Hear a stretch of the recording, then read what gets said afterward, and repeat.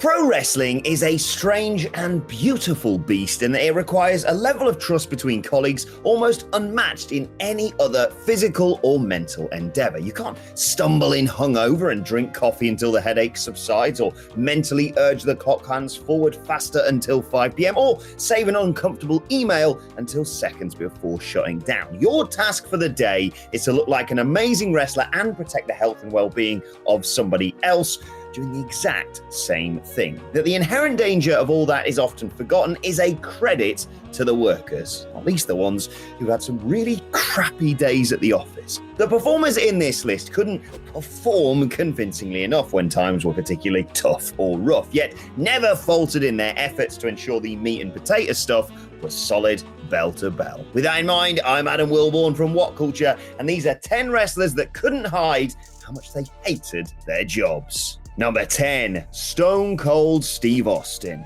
There was a lot of things Steve Austin didn't care for at WrestleMania 18. He didn't care for his position on the card, reduced as it was in comparison to the last 3 show of shows he'd competed at. He didn't care that he had to work Scott Hall after the former WCW man allegedly indulged a little too heavily the night before, and he didn't care for the minimal bit of story attached to what was evidently the silver medal NWO storyline. Austin won clean with a stunner, kicking the storyline as high into the stands as the move appeared to send the bad guy. Number 9, CM Punk. Can hate really be applied to the sight of a man pissing himself at how stupid something was? Yes, when the gift of hindsight reminds us that he was through with the entire company just 1 month later. A legendarily awful segment during a time WWE was so disconnected from its hardcores that Triple H had to retreat to NXT to try and recover it.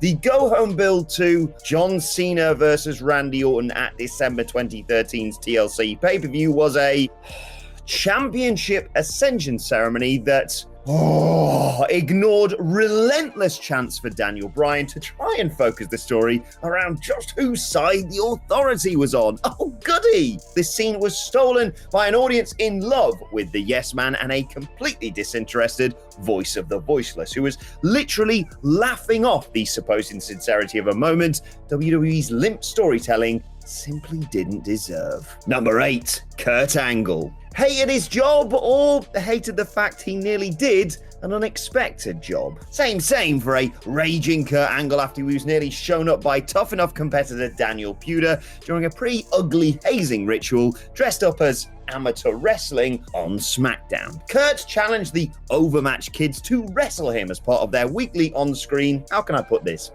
kicking. Understandably, believing his role was to try and beat the Olympian, Puder used his MMA experience to trap Angle's arm in a key lock. It took referee Jimmy Corderas' quick thinking and some careful editing to make it appear as though Kurt had rolled Puder forward into a pinfall, but any saved blushes were exposed by Angle's fury after the fact, rebuffing a handshake and doling out almighty bollockings left, right, and center before shooing him out of the ring. A breathless Angle tried to cut a promo on the crop of competitors that had seen what really nearly happened. Number 7, Eddie Guerrero. There are 2 reasons why the One Night Stand 2005 match between Chris Benoit and Eddie Guerrero never gets any kind of play or mentions when it comes to eulogizing Latino heat, but only one is due to his opponent. The idea behind the booking was that the dream match had never occurred in ECW until then, but the expected classic completely failed to materialize. Guerrero was apparently angry with the crowd paying more attention to the WWE stars in the balcony,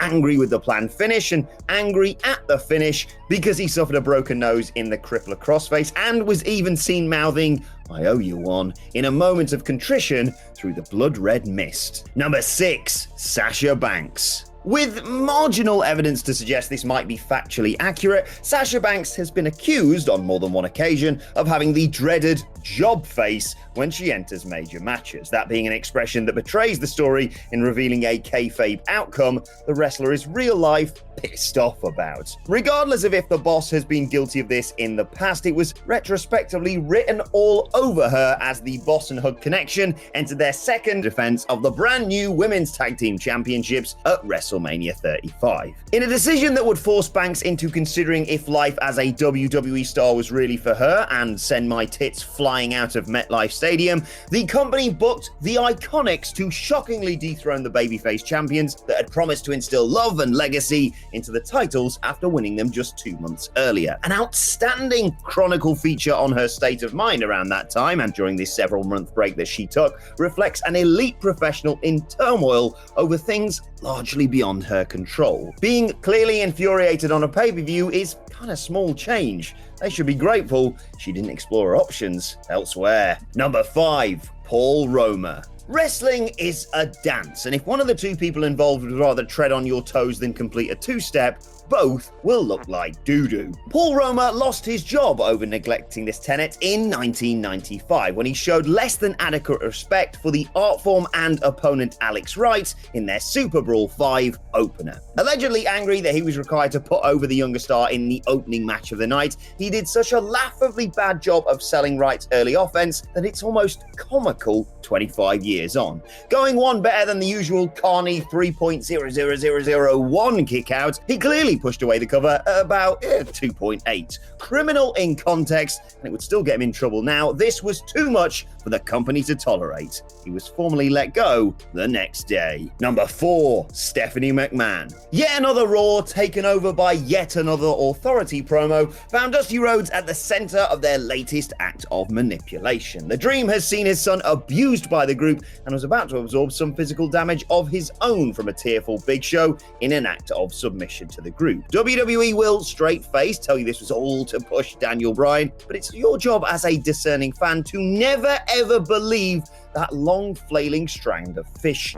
Anyway, this particular moment caught McMahon so off guard that she, dropped hers, constantly playing herself as above every single thing happening. She looked seething as she slapped away Rhodes' patronizing pie face. Ultimately, fans savored her being caught off guard. The misunderstood internal belief that her once-a-year WrestleMania comeuppance was enough during this era was yet another ingredient in a toxic mix. Rhodes causing the billion-dollar princess to break outside of the norm came with a rather guilty catharsis. Number 3, CM Punk. Again. Mirroring the views of several of the established roster stars that were asked to take up a coaching role on the original iteration of NXT, Punk was pretty pissed off that he had to work an extra show and decided to exhibit that anger through his odd couple pairing with Darren Young. It's so easy to visualize how the two were paired that it borders on pathetic. Young's character was that of an easygoing partying animal. Vince McMahon and his cronies must have been howling with laughter at the prospect of him having to learn from the sardonic straight-edge superstar. Punk's visible anger in the first few weeks was so pronounced that it felt as though an angle was eventually forthcoming, but this was the original NXT, not the one eventually patterned in the style of the voice of the voiceless. His visible fury was, just that, and not even transferable. The affable Young wasn't exactly believable as a scowling Nexus member a few months later. Number 2, Vince McMahon. There was a major DGAF energy to Vince McMahon as he kicked off yet another Invasion-era Raw with, yet another big announcement that would change the face of sports entertainment forever, blah, blah, blah. WWE versus WCW and ECW had collapsed under the collective weight of McMahon egos, and this latest squabble between the four of them resulted in a Survivor Series main event to mercy kill the whole thing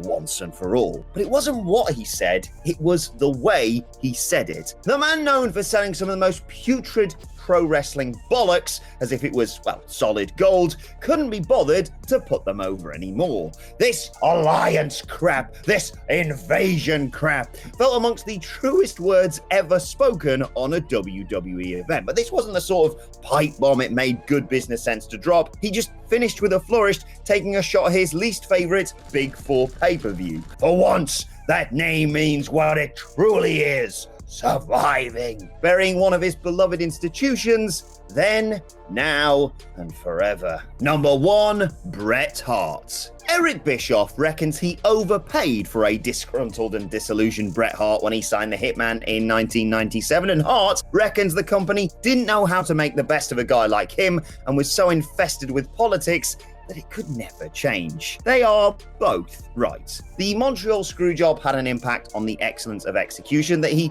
struggled to effectively address for years. The thing he'd given the bulk of his existence to hadn't repaid him in kind, and the man he considered a father figure had twisted the knife hard into his back. WCW was about to break records with Starrcade 1997, but Hulk Hogan wasn't the type to move aside gently when the Sting NWO story reached its apex. Hart was sidelined from the very beginning as a result, and he was too emotionally exhausted to become entrenched in the sort of politics he'd been glad to escape away from. The best there is, the best there was, and the best there ever will be isn't exactly shy of praising his work, but he rarely spends time toasting his time in Atlanta. It's easier to find the nights he looked content than those spent working for the money rather than the love. And that's our list. Did we miss any out? Let us know in the comment section below, and don't forget to like, share, and subscribe. And subscribe to What Culture Wrestling, wherever you get your podcasts from, for daily wrestling podcasts as well. Thanks for watching. I've been Adam from What Culture, and I'll see you soon.